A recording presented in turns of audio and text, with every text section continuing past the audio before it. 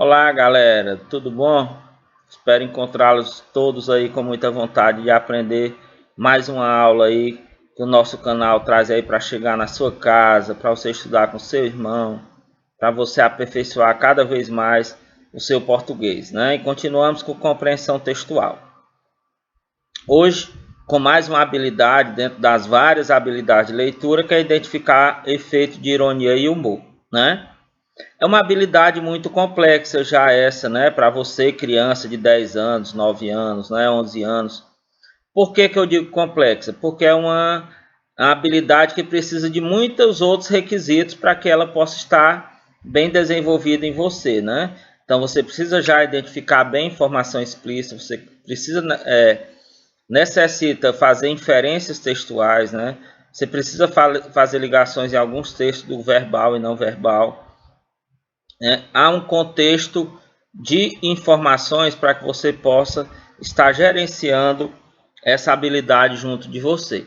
E aí, mais uma vez, a gente vai trazer algumas situações aqui, né, para que você possa estar fera mesmo nessa habilidade. Primeiro, então, vamos trazer algumas situações para vocês, e aí dessas situações a gente vai mostrando a vocês que não há uma receita pronta, depende muito de como os textos se apresentam, né? Então essa aqui eu chamo contextualizando todo o texto. O que é que significa isso? Significa que você, né, vai precisar contextualizar todas as informações, entender aonde a narrativa acontece, quem são os personagens envolvidos, né, para que você possa chegar a identificar e saber aonde o humor se apresenta, né? Então, esse texto diz o seguinte: dois malucos. A pesca hoje estava mesmo boa. Marcou o lugar onde estávamos? Marquei, fiz uma cruz no casco do barco que alugamos. És mesmo louco. Então, se da próxima vez não pudermos alugar o mesmo barco, como é que vamos saber onde é que era? Então, primeiro, nossos personagens eram dois malucos, né? Porque inicialmente o texto já mostrou. Então, se eu imagino que meus personagens vão ser malucos, então o maluco é alguém que não tem muita razão naquilo que diz, naquilo que faz, né? O seu emocional, a sua carga de racionalidade não está coerente com as suas atitudes, né? Então as atitudes são muito irracionais. Então nós vamos esperar situações meio irracionais aqui. Qual é a primeira dela, né? A primeira delas são marcações de um lugar deve ser em locais fixos. Então, se eu encontro algum lugar, se eu quero voltar a ele, então eu tenho que fazer a marcação no local fixo, no chão, numa parede, algo que não se mova, né? Então vejam, um dos malucos disse que marcou o local da pescaria, né, para depois eles voltarem, desculpem. E aí como foi essa marcação? Foi no casco do barco que tinha sido alugado.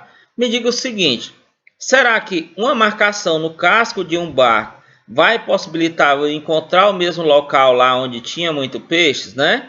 Tá certo? Então o barco ele não é fixo, né? Então vejam a primeira ideia do maluco, né? Por isso que o contexto são de dois malucos. Então só em o primeiro já ter colocado uma marcação no casco do barco já é algo meio inusitado, já é algo meio cômico, eu quero dizer humorístico, que dá riso, que é engraçado. Mas vejam que o segundo maluco vai muito mais além. Ele diz o seguinte, ó: o segundo maluco, o que, é que vai acontecer?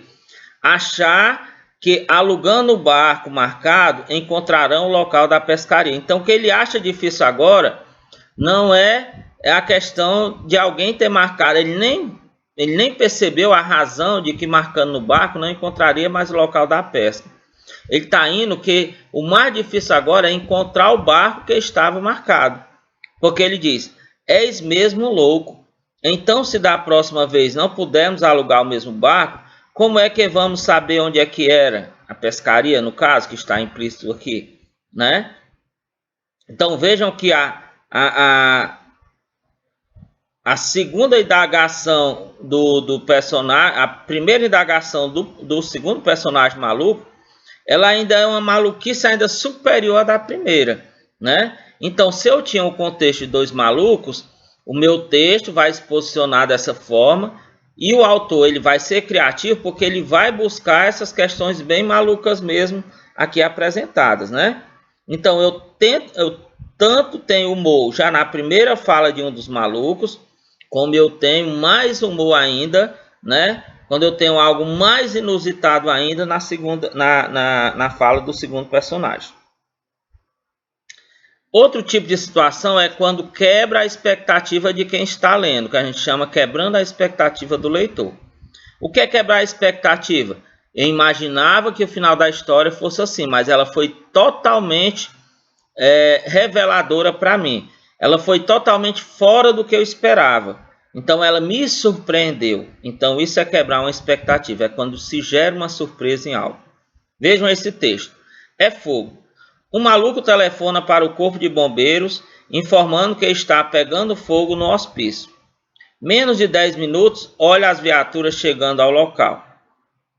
Os bombeiros saltam do carro e o comandante pergunta: onde é o fogo? E o maluco: vocês vieram tão depressa que eu ainda não acendi. Então vejam só. O que é que nós vamos aqui entender?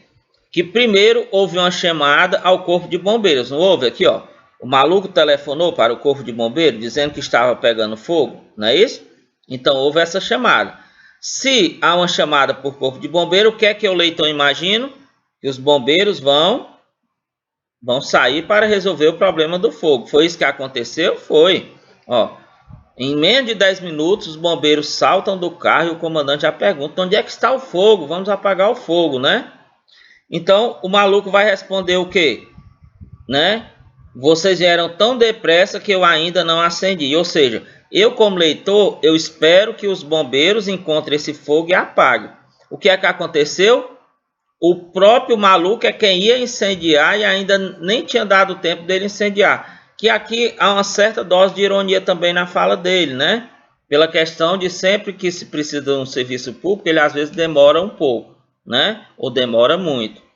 Então, quando ele coloca que ainda o fogo nem aceso foi, porque ele mesmo telefonou, mas ele mesmo ia ser o provocador, isso eu não esperava que o maluco fosse o elemento provocador do fogo.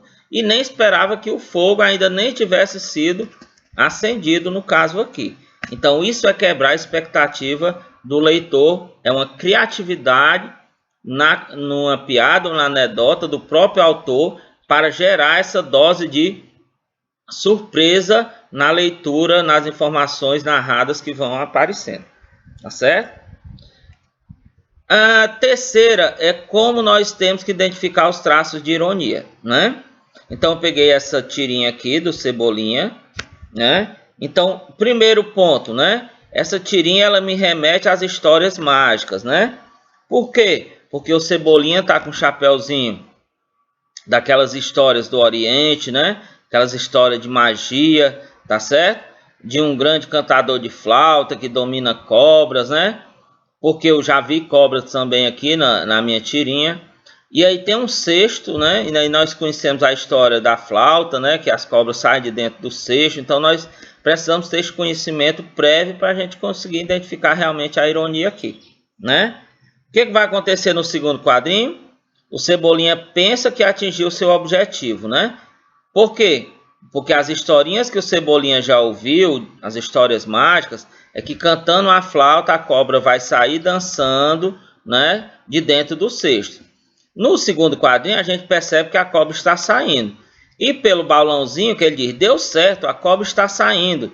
Então ele está surpreso que ele está conseguindo o objetivo dele, que era realmente fazer o encantamento da cobra, né? Vejamos o que vai acontecer no terceiro quadrinho. A cobra não se agradou com a música tocada. Por que o que eu digo que ela não se agradou? Olha os fones de ouvido que ela não quer ouvir, ó, a música da flauta do Cebolinha. E a mala representa que ela está indo embora, né? Então ela está abandonando o cesto na qual ela morava. Então, no caso, o Cebolinha atingiu o mesmo objetivo dele, que era encantar a cobra com o som? Não, porque a cobra não se agradou com isso, né?